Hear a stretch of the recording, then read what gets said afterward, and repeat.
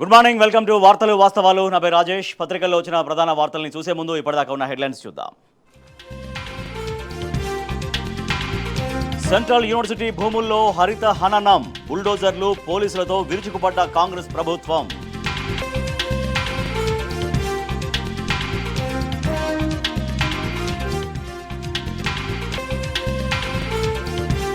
రేవంత్ రెడ్డి అంటేనే real estate దందా, రాజ్యసభలో హెచ్సియు అంశాన్ని లేవనెత్తుతామన్న కేటీఆర్.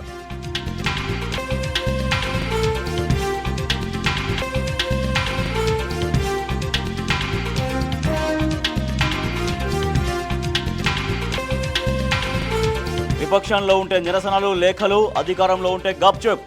రాహుల్ గాంధీ వైఖరిపై మండిపడుతున్న మేధావులు, నిపుణులు.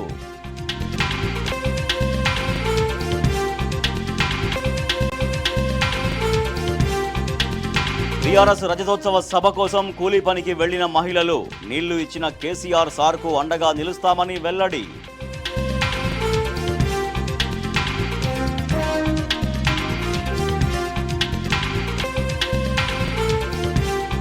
మంత్రివర్గంలో చోటు కోసం హస్తం నేతల నడుమ పోటీ, వర్గాలు జిల్లాల వారీగా విడిపోయిన ప్రజాప్రతినిధులు.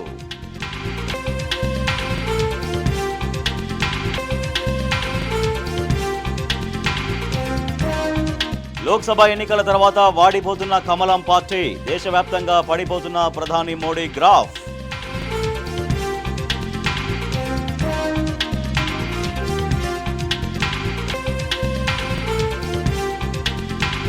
మయన్మార్లో ఎక్కడ చూసినా శవాల గుట్టలు, శిథిలాల్లో చిక్కుకున్న వారి కోసం కొనసాగుతున్న రెస్క్యూ.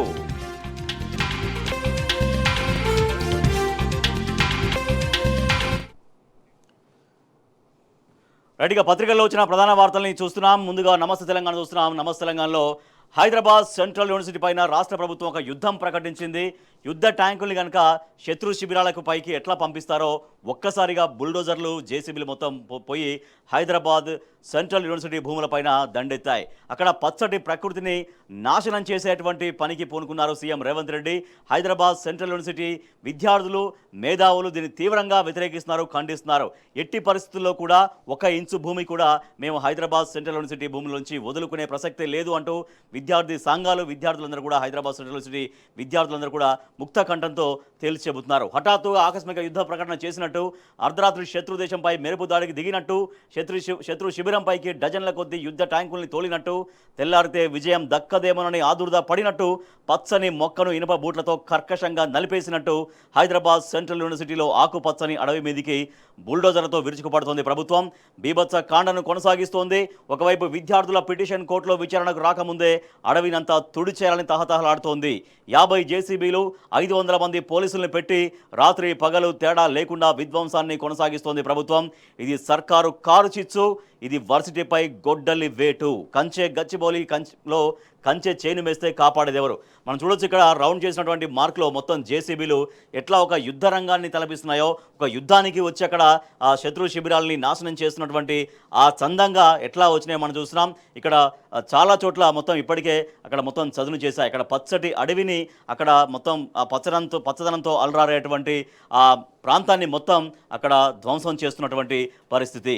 హైదరాబాద్ సెంట్రల్ యూనివర్సిటీ అంటేనే అక్కడ జీవ వైవిధ్యానికి అక్కడ ఆలవాలంగా ఉంటుంది. పచ్చదనానికి ఆలవాలం, జీవ వైవిధ్యానికి ఆలవాలం. అసలు చాలామంది అక్కడి నుంచి హైదరాబాద్ సెంట్రల్ యూనివర్సిటీ నుంచి వెళ్తున్నప్పుడు ఒక అడవిలో ప్రయాణిస్తున్నంత ఒక అనుభూతిని ఆస్వాదిస్తారు. అటువంటి అడవి పైన కన్నేసింది రాష్ట్ర ప్రభుత్వం, అటువంటి భూములపైన కన్నేసింది. 400 ఎకరాల్ని మొత్తం రియల్ ఎస్టేట్ దందాగా మార్చేందుకే ఈ రకమైన చర్యలకు ముఖ్యమంత్రి రేవంత్ రెడ్డి దిగుతున్నారంటూ సర్వత్రా ఆగ్రహావేశాలు వ్యక్తమవుతున్నాయి. సో హైదరాబాద్ సెంట్రల్ యూనివర్సిటీ పైన కన్నేసి ఆ భూముల్ని చెరబట్టి ప్రైవేటు సంస్థలకు, ప్రైవేటు వ్యక్తులకు కట్టబెట్టి తద్వారా ఒక రియల్ ఎస్టేట్ దందా చేస్తూ వేల కోట్లు వెనుకేసుకునేటువంటి ప్రయత్నం జరుగుతోంది అంటూ చాలా తీవ్రంగా విమర్శలు వస్తున్నాయి. మనం చూస్తున్నాం, అర్ధరాత్రి పూట మొత్తం జేసీబీలు ఎట్లా వచ్చినాయి. రాత్రికి రాత్రి 400 జేసీబీలు. ఆదివారం ఉదయం నుంచే హెచ్సియు యుద్ధ వాతావరణం తలపిస్తోంది. రేవంత్ రెడ్డి ప్రభుత్వం ఉగాది రోజు 50 జేసీబీలను రంగంలోకి దింపింది. టీజీఐఐసీ ఆధ్వర్యంలో అధికారులు, పోలీసుల సమక్షంలో రాత్రింబవళ్లు అడవిని చదును చేస్తున్నారు. విద్యార్థులు, ప్రజా సంఘాలు, ప్రతిపక్షాల నుంచి తీవ్ర వ్యతిరేకత వ్యక్తమవుతున్న నేపథ్యంలో అడవిని చదును చేసేందుకు సర్కారు ఆగమేఘాలపైన చర్యలు తీసుకుంది. సోమవారం రాత్రి ఏకంగా 400 జేసీబీల్ని టీజేఐసీ రంగంలోకి దించింది. కాంగ్రెస్ గ్రీన్ హంట్, బుల్డోజర్లతోటి, పోలీసులతోటి విరుచుకుపడ్డ ప్రభుత్వం యూనివర్సిటీ భూముల్లో హరిత హననం జరుగుతోంది. నేలమట్టు నేలమట్టమవుతున్నటువంటి వేల వృక్షాలు పొదలు, బిక్కుబిక్కుమంటూ జంతుజాలం పరుగులు, విద్యార్థుల నిరసనలతో అట్టుడుతున్న క్యాంపస్ రేవంత్ సర్కార్ తీరుపైన దేశవ్యాప్తంగా విమర్శలు వ్యక్తమవుతున్నాయి. సో ఇది హైదరాబాద్ సెంట్రల్ యూనివర్సిటీ అంటే కేంద్రీయ విశ్వవిద్యాలయం కాబట్టి దేశవ్యాప్తంగా అన్ని రాష్ట్రాల నుంచి ఇక్కడ విద్యార్థులు దాంట్లో చదువుకుంటూ ఉంటారు. కాబట్టి ఒక్కసారిగా ఈ ఇష్యూ దేశవ్యాప్తంగా చర్చనీయాంశమైంది. దేశవ్యాప్తంగా తీవ్రంగా అందరూ కూడా ఖండిస్తున్నారు మేధావులు. ఎందుకంటే హైదరాబాద్ సెంట్రల్ యూనివర్సిటీ అనేది ఒక విద్యా విజ్ఞానంతో పాటుగా ఒక పచ్చటి ప్రకృతికి బయోడైవర్సిటీకి అక్కడ ఆలవాలం. అటువంటి జీవ వైవిధ్యాన్ని పూర్తిగా డెస్ట్రాయ్ చేసేందుకు, పూర్తిగా దాన్ని నాశనం చేసేందుకే ఈ ప్రభుత్వం పూనుకుంది అనేది. సో మొదటి నుంచి కూడా ఒకటే చెప్తున్నారు, ప్రజలందరూ కూడా ఒకటే మాట అంటున్నారు. ఇవాళ కాంగ్రెస్ ప్రభుత్వం వచ్చిన తర్వాత రేవంత్ రెడ్డి ముఖ్యమంత్రి అయిన తర్వాత ఒకే పాలసీ పెట్టుకున్నారు. అది కేవలం విధ్వంసం విధ్వంసం విధ్వంసం. సో గతంలో బీఆర్ఎస్ ప్రభుత్వ హయాంలో నాడు కేసీఆర్ ముఖ్యమంత్రిగా ఉన్నటువంటి సమయంలో ఒక నిర్మాణం జరిగినాయి. నిర్మాణాలు ఆయన చేస్తే ఇవాళ రేవంత్ రెడ్డి వచ్చి మొత్తం కూల్చేయడం, విధ్వంసం చేయడం, నరికేయడం, ఇదే పంద అనుసరిస్తున్నారు అనేటువంటి చర్చ విపరీతంగా గ్రామాల్లో నుంచి మొత్తం ప్రజల్లో విపరీతంగా సాగుతున్నటువంటి చర్చ. నాడు బీఆర్ఎస్ ప్రభుత్వ హయాంలో నిర్మాణం జరిగితే ఇవాళ కాంగ్రెస్ ప్రభుత్వ హయాంలో వాటిని విధ్వంసం జరుగుతోంది అనేటువంటిది మనం చూస్తున్నాం.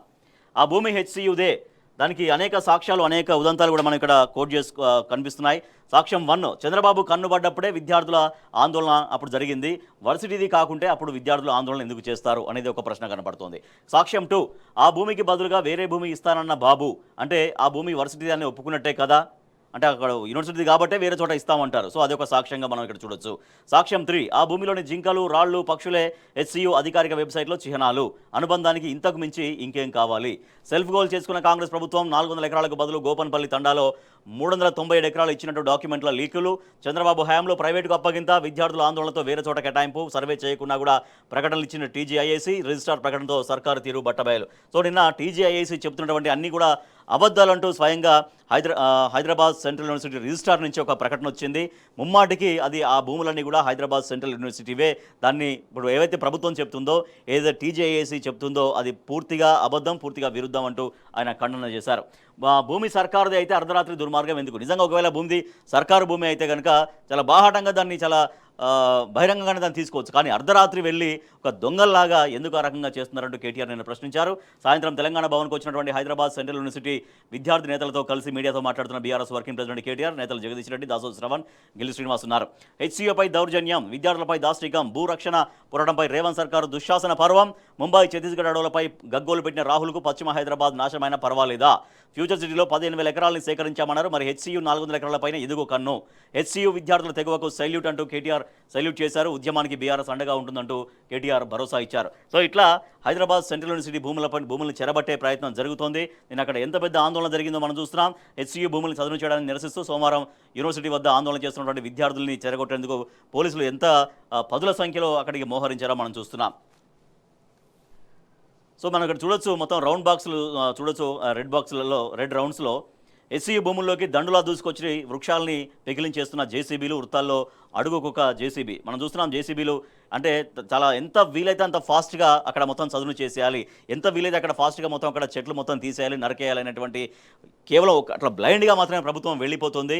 మరి ఎందుకు ఇంత ఆందోళన చేస్తున్నారు, ఎందుకు ఇంత వ్యతిరేకత వస్తుంది, దాన్ని మళ్ళీ పునరాలోచిద్దామని చెప్పేసి ఆ పనులు కూడా ఆపే ప్రయత్నం జరగట్లేదు. సో మొండిగా బుల్డోజింగ్ చేస్తూ ఆ బుల్డోజర్లను జేసీబీలను పంపించింది. 1, 2, 3, 4, 5, 6, 7, 8, 9, 10, 11, 12, 13 జేసీబీలు ఈ ఒక్క ఫోటోగ్రాఫ్లోనే 13 విజువల్స్ కనిపిస్తున్నాయి. అంటే 400 ఎకరాల భూమిలో ఇవాళ ఎన్ని బుల్డోజర్లు వెళ్ళి అక్కడ తన విధ్వంసాన్ని కొనసాగిస్తున్నాయి మనం చూస్తున్నాం.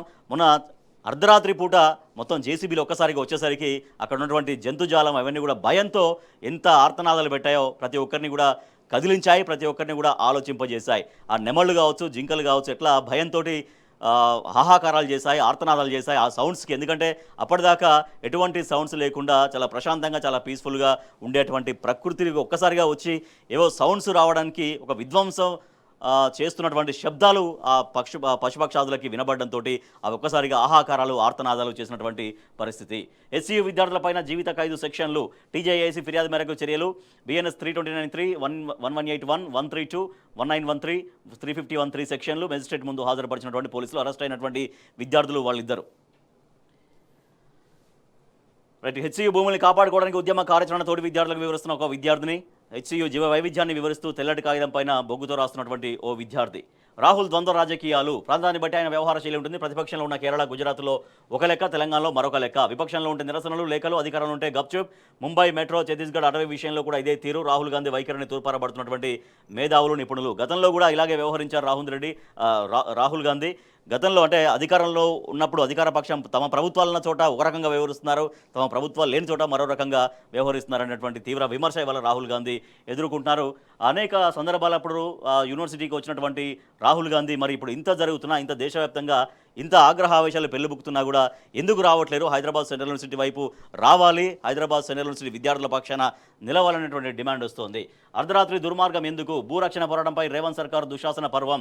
ఇక్కడి నెమళ్ల ఆర్తనాదాలు రాహుల్కు వినిపించడం లేదా? ముంబై, ఛత్తీస్గఢ్ అడవులపైన గగ్గోలు పెట్టిన రాహుల్కు పశ్చిమ హైదరాబాద్ భవిష్యత్తు నాశనమైన పర్వాలేదా?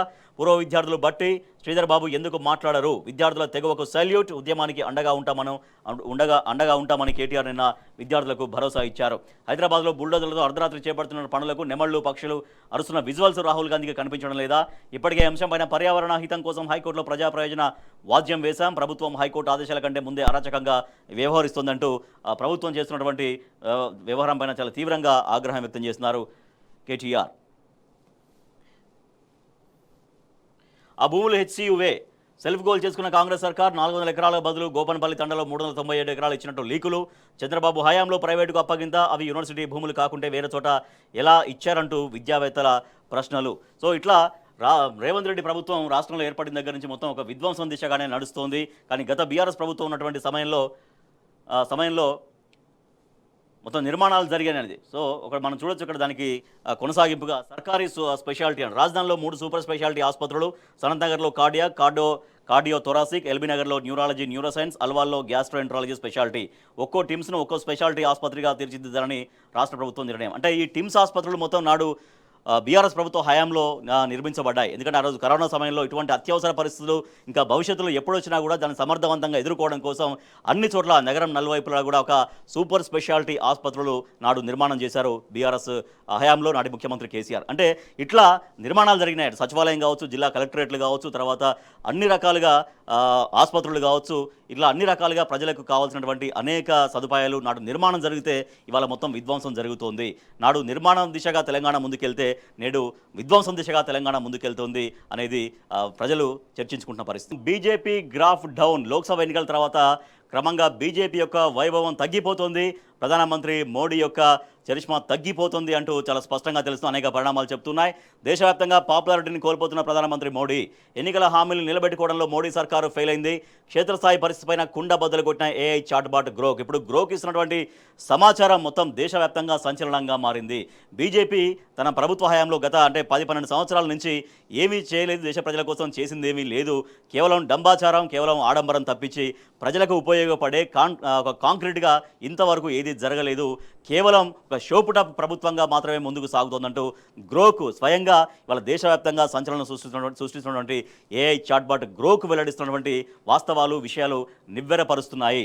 బీజేపీకి పూర్తిగా కంటగింపుగా మారడంతో వాళ్ళ గ్రోక్ని ఏకంగా రద్దు చేయాలి, గ్రోక్ని బైకాట్ చేయాలి, గ్రోక్ను గో బ్యాక్ అంటూ బీజేపీ నాయకులు చాలా చోట్ల ఆందోళనలు కూడా తీసుకుంటున్నటువంటి పరిస్థితి. ఇది గ్రోక్ టాక్. విధానపరమైనటువంటి నిర్ణయాలతో దేశ ఆర్థిక రంగం కుదేలు అని గ్రోక్ జవాబిస్తుంది. అంటే ఆర్థిక రంగాన్ని నిలబెట్టడంలో కూడా ఏమాత్రం ఈ కేంద్రంలోని బీజేపీ ప్రభుత్వానికి దూరదృష్టి లేదు. తద్వారా మొత్తం ఆర్థిక వ్యవస్థ మొత్తం ఇవాళ కుదేలవుతున్నటువంటి పరిస్థితి అంటూ గ్రోక్ ఇస్తున్నటువంటి ఆన్సర్లు.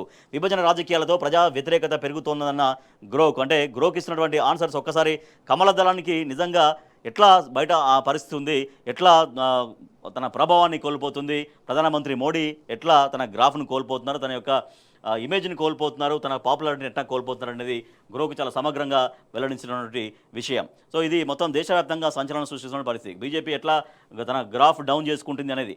వాడిపోయిన కమలం. 2024 లోక్సభ ఎన్నికల తర్వాత బీజేపీ ప్రభావం తగ్గిపోయిందా అని ఇటీవల ఓ నెటిజన్ గ్రోక్ను ప్రశ్నించాడు. దీనికి ఏఐ చాట్బాట్ స్పందిస్తూ 2024 లోక్సభ ఎన్నికల తర్వాత బీజేపీ బలహీనపడింది. గతంతో పోలిస్తే ఆ ఎన్నికల్లో బీజేపీ ఏకంగా 63 సీట్లు కోల్పోయి 240 స్థానాలకు పరిమితం కావాల్సి వచ్చింది. పార్టీ పరంగా విభజన రాజకీయాలు చేస్తుండటంతో బీజేపీపై ప్రజల్లో క్రమంగా వ్యతిరేకత పెరుగుతోంది అని గ్రోక్ సమాధానం ఇచ్చింది. మొత్తంగా క్షేత్రస్థాయిలో బీజేపీ గ్రాఫ్ పడిపోతుందని సంకేతాలు ఇచ్చింది. ఇక బీజేపీతో పాటు ప్రధాని మోడీ పాపులారిటీ కూడా క్రమంగా తగ్గిపోతుందంటూ గ్రోక్ చెప్పింది. మిత్రపక్షాల సహకారంతో అధికారంలోకి వచ్చి ప్రధాని పీఠాన్ని మోడీ అధిరోహించినప్పటికీ కూడా గతంతో పోలిస్తే మోడీ క్రేజ్ అంతకంతకు పడిపోతున్నట్టుగా గ్రోక్ తేల్చి చెప్పింది.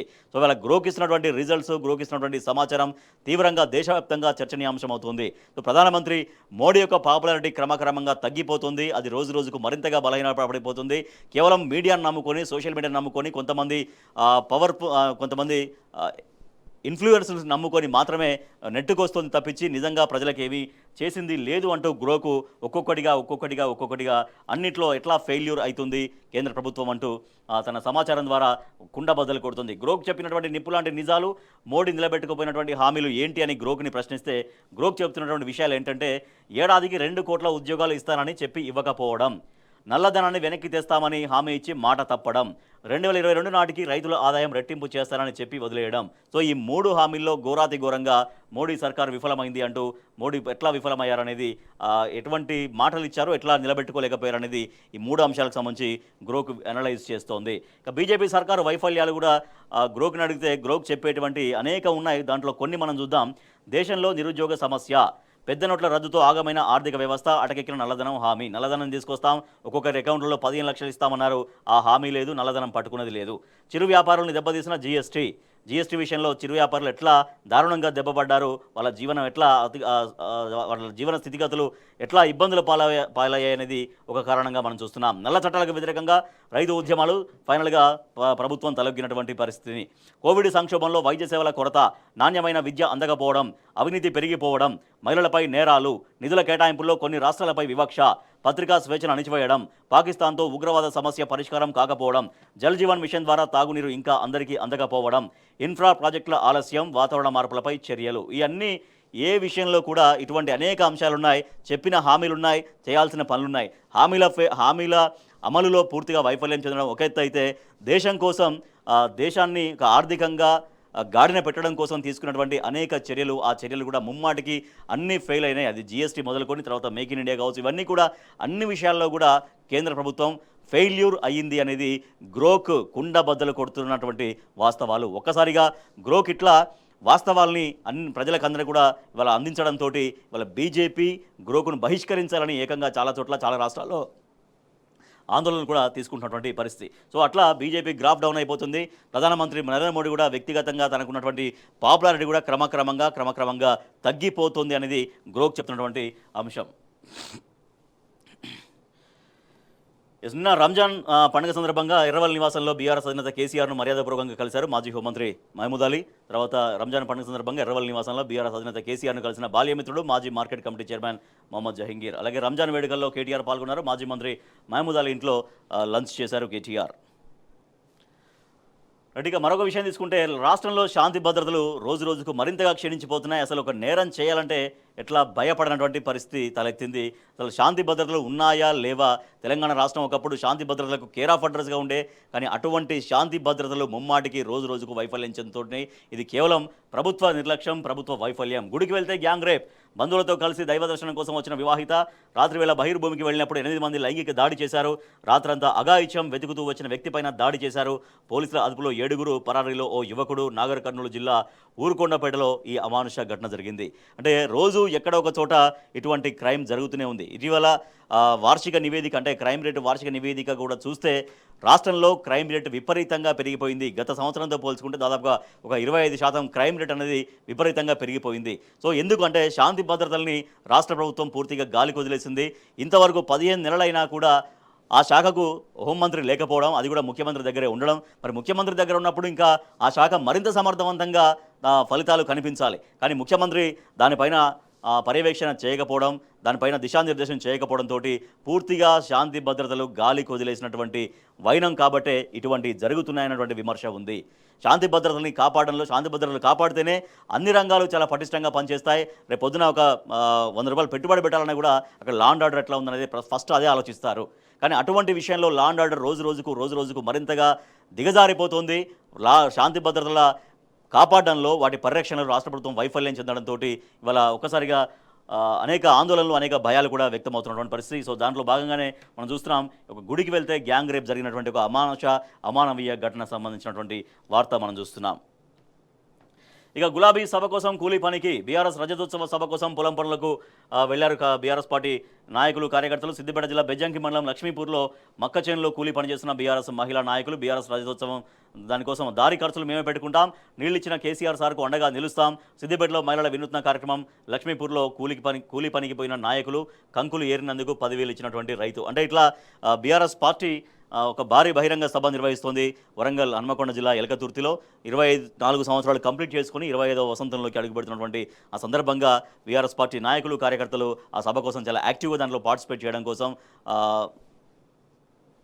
ముందుకెళ్తున్నారు. వాళ్ళకు అంటే కూలీ పనికి వెళ్ళి దారి ఖర్చులు మేమే పెట్టుకుంటాం అన్నటువంటి ఒక మెసేజ్ని, ఒక సంకల్పాన్ని వాళ్ళు చూపిస్తున్నటువంటి పరిస్థితి. బీఆర్ఎస్ కార్యకర్త దారుణ హత్య. సంగారెడ్డి జిల్లా కల్హేర్లో చంపిన దుండగులు, ఇద్దరిని అదుపులోకి తీసుకున్న పోలీసులు. హరిసింగ్ది రాజకీయ హత్య అంటూ అక్కడ నాయకులు చెప్తున్నారు. ఇందాక మనం మాట్లాడుకున్నట్టుగా శాంతి భద్రతలు ముమ్మాటికి ఎట్లా వైఫల్యం చెందుతున్నాయి. ఇవాళ కక్ష సాధింపు రాజకీయ చర్యలు సాగుతున్నాయి. అటు రాజకీయ హత్యలు, తర్వాత మామూలుగా ఇటువంటి గ్యాంగ్ రేపులు కావచ్చు, దోపిడీలు కావచ్చు, దొంగతనాలు కావచ్చు, ఏదైనా సరే క్రైమ్ అనేది చాలా విపరీతంగా పెరుగుతున్నటువంటి పరిస్థితి అనేది మనం చూస్తున్నాం. బీఆర్ఎస్ కార్యకర్త దారుణ హత్య. సో అది లోపల పేజీలో చూద్దాం పూర్తిగా. కల్హేర్లో బీఆర్ఎస్ కార్యకర్త దారుణ హత్య. డాగ్ స్క్వాడ్తో పోలీసుల తనిఖీలు, ఇద్దరిని అదుపులోకి తీసుకున్న పోలీసులు. ఇది ముమ్మాటికి రాజకీయ హత్య అంటూ నారాయణఖేడ్ మాజీ ఎమ్మెల్యే భూపాల్ రెడ్డి ఈ రాజకీయ హత్య అంటూ ఈ హత్యను తీవ్రంగా ఖండించారు. ఆయన బీఆర్ఎస్ పార్టీ క్రియాశీల కార్యకర్తగా ఆయన వ్యవహరించేవారంటూ ఇక్కడ చెప్తున్నారు. కాంగ్రెస్ ప్రభుత్వం చేస్తున్నటువంటి తప్పులను ఎత్తి చూపేవాడని పేర్కొన్నారు. సో దానికోసం కొంతమంది ఈ రకంగా ఆయన దారుణంగా మర్డర్ చేసినట్టుగా ఈ వార్త మనం చూస్తున్నాం. ఇక 984 మందిలో మెరిట్ అభ్యర్థి లేరా? 6 సెంటర్ల నుంచి టాప్ 500లో ఎవరూ లేరు. గ్రూప్ 1 అవకతవకలపైన అభ్యర్థుల పోరు ఉధృతమంటూ మరొక వార్త చూస్తున్నాం. అబద్ధాల పునాదులపైన రేవంత్ సర్కార్. నీళ్లు ఇవ్వకుండా రైతుల్ని ఆగం చేస్తున్న ప్రభుత్వం. కాళేశ్వరాన్ని అప్పగిస్తే 3 రోజుల్లో నీళ్లు ఇస్తాం. సవాల్కు ప్రభుత్వం ఇప్పటికీ కూడా స్పందించలేదు. హుజూర్నగర్ సభలో రేవంత్ వ్యాఖ్యలపైన మాజీ మంత్రి జగదీష్ రెడ్డి మండిపాటు. సో రైతులకు నీళ్లు ఇవ్వాలి, రైతులకు నీళ్లు ఇవ్వకుండా కేవలం రాజకీయం చేస్తుంది. రాజకీయ కక్ష సాధింపు చర్యల్లో భాగంగా ఇవాళ రైతుల్ని ఎండబెడుతుందంటూ జగదీష్ రెడ్డి మరోసారి ఆగ్రహం వ్యక్తం చేశారు. ఇప్పటికైనా సరే కాళేశ్వరం ప్రాజెక్టు మాకు అప్పగిస్తే 3 రోజుల్లో రైతులకు నీళ్ళు ఇచ్చి చూపిస్తాం అని మరోసారి సవాల్ చేశారు. గతంలో ఆయన చేసినటువంటి సవాల్కి స్పందన లేనటువంటి విషయాన్ని కూడా ఆయన గుర్తు చేశారు. రైట్. ఇక వక్ఫ్ బిల్లుకు వ్యతిరేకంగా నిరసన. కేంద్ర ప్రభుత్వం వక్ఫ్ బిల్లును పార్లమెంటు ప్రవేశపెట్టాలనే యోచనకు వ్యతిరేకంగా నిజామాబాద్ జిల్లా కేంద్రంలో కాంగ్రెస్ పార్టీ నాయకులు, ముస్లింలు సోమవారం నిరసన తెలిపారు. రంజాన్ ప్రార్థనల అనంతరం ప్లకార్డులు పట్టుకొని నిరసన వ్యక్తం చేశారు. రంజాన్ పర్వదినం సందర్భంగా సోమవారం ఈద్గా వద్ద ప్రత్యేక ప్రార్థనలు చేస్తున్న ముస్లిం సోదరులు. Congress BC drama over to Delhi.